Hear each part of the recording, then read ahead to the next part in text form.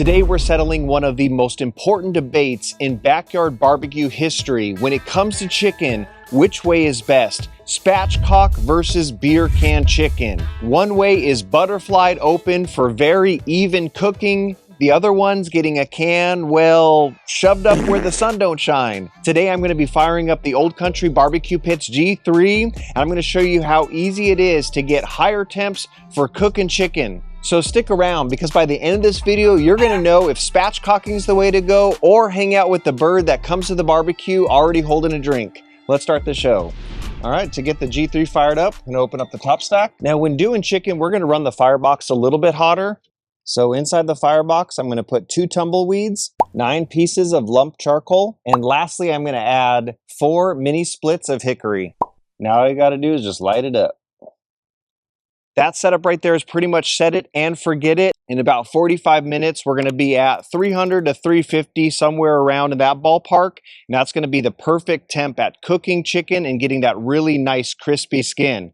So now while that's heating up, let's go prep the chicken. As far as tools, you're basically going to need a beer can chicken holder and some poultry shears. That's going to help cut through and butterfly the chicken. Also here, I got a beer. I mean, I might have some myself, who knows?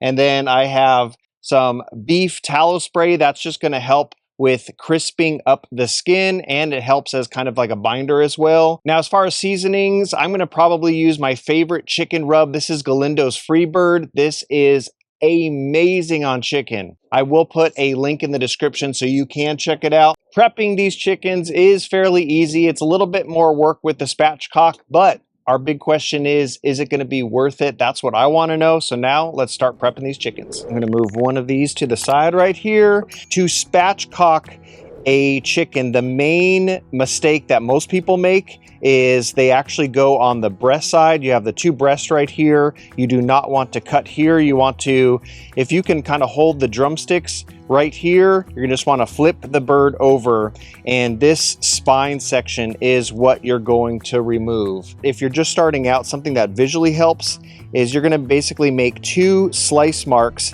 and that's gonna almost act as your cutting guide.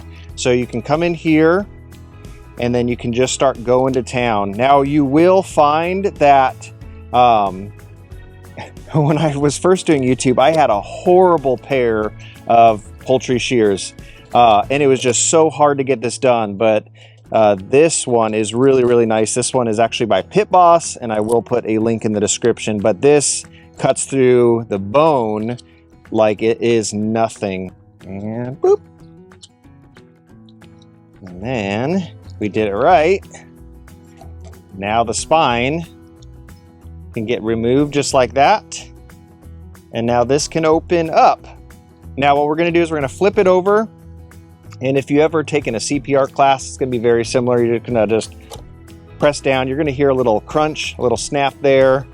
And that is pretty much how you spatchcock a chicken. We have our other chicken. This is going to be for the beer can.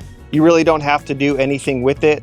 And so now what we can do is we can season these up. So I'm going to start with the spatchcocked chicken. I'm going to spray down. You can use duck fat spray. This is just a beef tallow spray. It's going to spray the backside, spray the front. And again, this is going to be helpful as a binder as well. So now let's get down some FreeBird on it, full of flavor and peppery goodness. And once we actually have these on the smoker, we can go in and kind of touch up and re-season, but that is good. Now we're going to move on to the next one. Start the backside here. And again, once this chicken is on the smoker, we can do some touch-ups and whatnot. I'm going to put my beer can holder here. I'm going to crack open this IPA.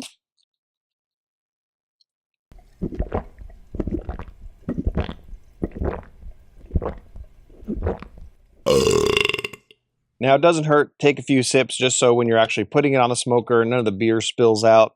Sorry, bird. We're just going to pretty much set it on top of the beer can. We'll give one last seasoning when they're in the smoker, but yeah, let's go check out the smoker now. So right now I have the smoker, it's kind of up to temp. Right now you have 309 here on the right side, 309 on the left side, and 327. This is kind of like the upper grate. And so when heat comes in here, you are going to get hotter temps on the upper grate here and then lower temps on the bottom. But pretty much from wall to wall, you have some very even temperatures. So again, we're in that spot between 300 and 350. So let's get these chickens on. And then for space, I'm probably just going to remove this top grate. All right, let's get our beer can chicken in. Now let's get our spatchcocked chicken right next to it. Light seasoning again. Beautiful. And we're going to let them bathe in smoke for probably about an hour, and then we'll do some temp checks and whatnot. Now let's check on the firebox. All right, beautiful. We got now a nice, really hot coal bed. These coals are screaming hot right now, so I just want to flatten them out, and then we will get our next log on. So just put it right on there, and then we'll just give it a second, and we'll watch this thing. Just make sure it ignites. All right, carry on, carry on. So total cook time is probably going to be in the ballpark of around 2 hours. Again, we're mainly just going to go monitoring by temps and stuff like that. 165 is pretty much that internal safe temp for chicken. And a little bit before that, I do want to do a barbecue sauce glaze just to give like an extra little oomph of flavor to each of them.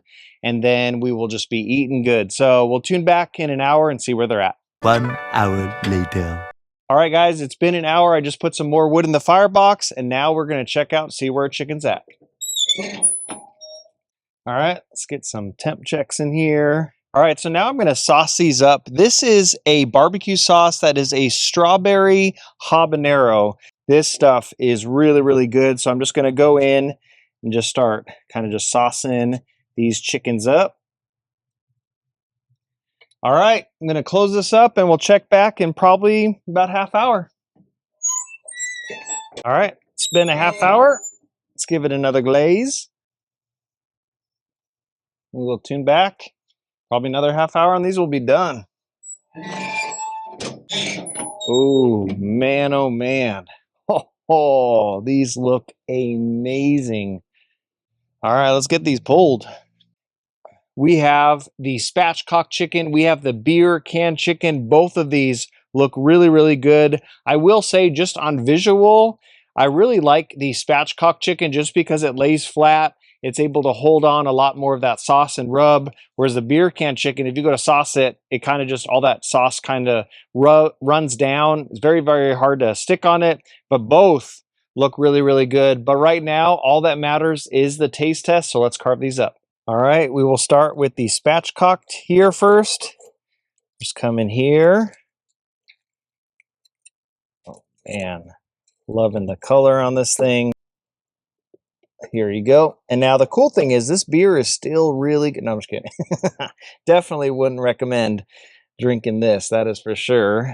So even just looking at the quarters, you definitely have a nice bark and skin on the spatchcock side. It's a little wonky on the beer can chicken, but it did seem like the beer can chicken was a lot more juicier. So let's go in for a taste test. So first taste test we're going to do, we're going to bite into, this is going to be the spatchcocked.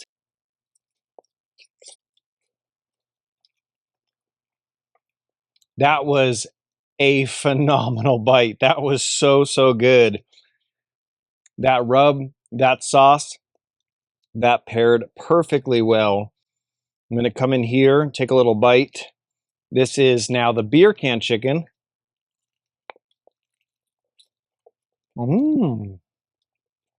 Okay.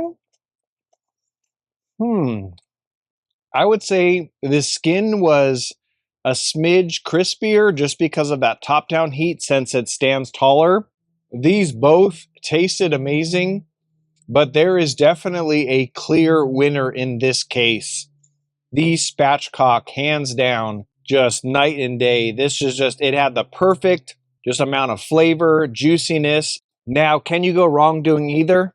I don't think so. I think these are both amazing. I'm going to bring this in, feed the family. I hope you guys enjoyed the video, and I'll catch you guys in the next one. Grill Sergeant out.